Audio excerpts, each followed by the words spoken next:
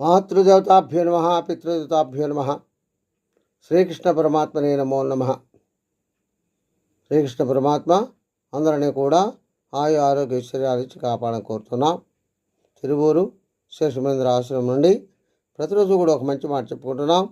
ఈ రోజున భగవద్గీతలోని 17వ అధ్యాయం నుండి 15వ శ్లోకం గురించి చెప్పుకుందాం. అదేంటంటే వాంగ్మయ తపస్సు అంటాం. వాంగ్మయం అంటే మనము నోటితో మాట్లాడే వాక్కుని ఏదైతే ఉందో సాధకుడు ఎలా చేయాలో ఇక్కడ తెలియచేస్తుంది. ఏమనంటే అనుద్వేగకరం వాక్యం సత్యం ప్రియహితం చయతు సాధ్యాయాభ్యాసనం చైవ వాంగ్మయం తపముచ్యతే.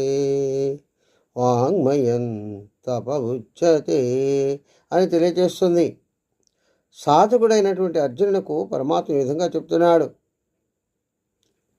ఓ అర్జున, ఎవరైతే సాధన చేస్తూ ఉంటారో వాళ్ళు లౌకిక వ్యవహారాలు మాట్లాడేటప్పుడు కొన్ని తెలుసుకోవాలి.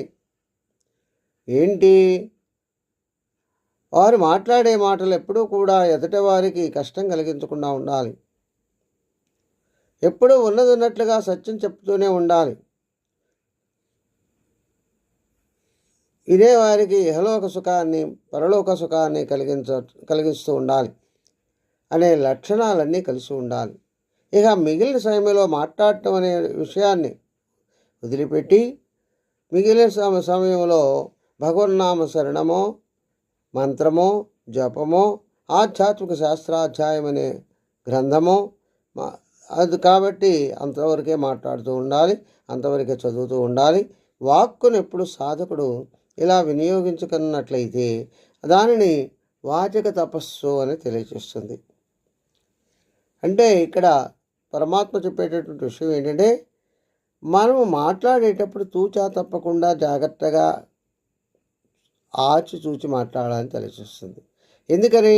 మనం మాట్లాడే మాటల వల్ల ఎదుటివారికి కష్టం కలుగుతుందా, లేకపోతే ఇంకేమైనా ఇబ్బంది వస్తుందా, లేకపోతే మనకేదైనా ఇబ్బంది వస్తుందా అని తెలుసుకోవాలి.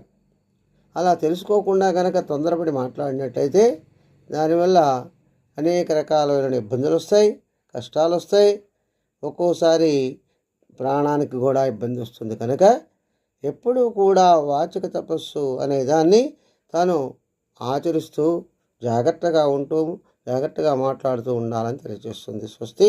సర్వే జనా సుఖినో భవంతు.